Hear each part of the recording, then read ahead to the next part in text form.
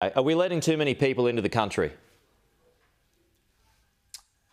Well, first of all, it's important to recognise that even as the migration numbers are recovering, that's not a government target or policy. That's the demand-driven part of the program. It largely reflects the fact that international students are coming back quicker and people on tourist visas as well. And that's why we're seeing these slightly higher numbers. But a bit of perspective there on a couple of different fronts. Even with this recovery in the migration numbers the last year or so and expecting it to continue for another year or two, we still haven't filled the gaps left by COVID. We're still behind where we thought we'd be in terms of migration and population a few years ago.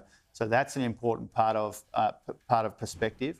But the other thing is, even as our population grows in the future in the intergenerational report, it's actually going to grow slower over the next 40 years than it has been growing to this point. Population growth is slowing and migration is playing a smaller part in that over time. So we need to recognise that too. Just a final one here, Treasurer. Some big numbers are about to drop. This is a few minutes away. Qantas is expecting to announce a $2.5 billion profit. That's the expectation at this stage. Just ahead of that, if that comes to fruition, is now about the time then that you'd like to see prices come down for flights?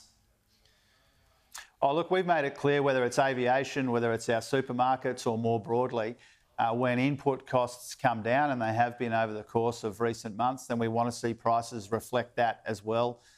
One of the reasons why we've got this broader review of our competition policy settings is we want to put downward pressure on prices where we can. That's a really important motivation. Qantas will release their figures. It's for them to explain those, whether it's today or when they appear before a parliamentary committee, I think early next week.